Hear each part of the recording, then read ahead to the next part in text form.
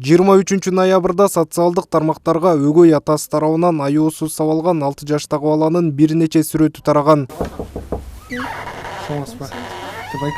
Окуя Поле чудес конушунда жайгашкан дал ушул үйдө болгон. Шектөөнүн келини Айгерим Бакытбек кызынын айтымында кайнагасы ошол күнү мас абалында болгон. Жөн жерден баланы уур токмокко алышы жинди суунун айынан болушу мүмкүн дейт келини. Буга чейин ичпечү. Ошондо мен биринчи жолу көрдүм. 6 жылдан бери биринчи жолу көрдүм. Жакшы эле болчу.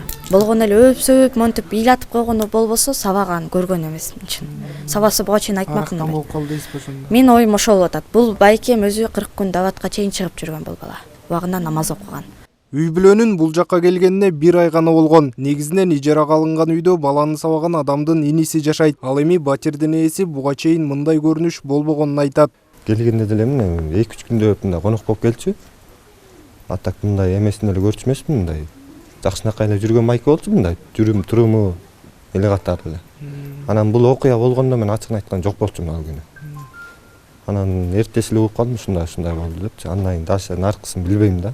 Баланы ооруканага алып барганда мээси чайкалган, көзүнө кан уюп, денесинде көк алалар болгон. Жеткинчек баласын сабоого шектелген өгөй ата убактылуу кармоочу жайга киргизилген. Бул тууралуу Чүй облустук ички иштер башкы башкармалыгынан кабарлашты. Аталган факт Жоруктар кодексинин 75-беренеси тагыраагы үй бүлөлүк зомбулук менен катталган. 25 жаштагы Сокулук районунун жашоочусу кайрылган арыз менен арызында өзүнүн жолдошуна мыйзам чегинде чара көрүүсүн суранган. Анткени дегенде 17-18 караган түнү белгисиз себептерден 2014-жылы туулган баласын уур токмокко алды деп.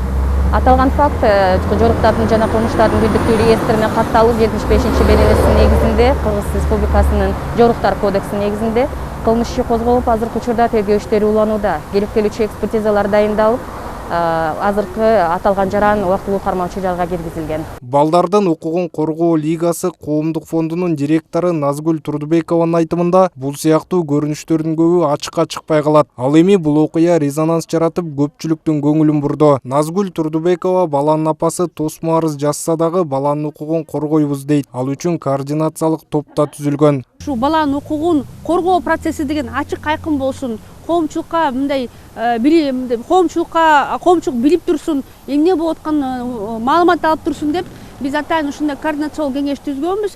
Себеп көп учурда үй бүлөнүн ичинде болгон зомбулоо жашырын түрүндө эле болуп калат, балдардын укуктары корголбой калат. Бул социалдык тармакка чыккан үчүн эле билинип калды. Же болбосо бул окуядагы жаап жашырып баладагы ушул убагында жардам албай калат болчу да, балким ооруканага да жетпей калат болчу. Баланын апасы буга чейин берген көрсөтмөсүн өзгөртүп, күйөөсүнө эч кандай доом жок деп тосмо арыз жазып берүү ниетинде. Бул тууралуу окуя болгон соң жабырлануучу тарап кайрылган жактоочу билдирди. Мени күйөөм чапкан эмес, баламды сабаган эмес, эч нерсе кылган эмес дейт. Анан мен по закону доверенность менен жазылганда я имею отказаться от своего подзащитного. И мен отказываюсь от нее, то, что у меня моральная совесть не позволяет. Учурда бала ат башыда тайэнесинин колунда. Айта кетсек, баланын апасынын 9 айлык боюнда бар болгондуктан бойдон түшүү коркунучу жаралып, ал да ооруканага жатып чыккан. Автандил Бактыбеков, Жаныбек Эгембердиев, СТВ.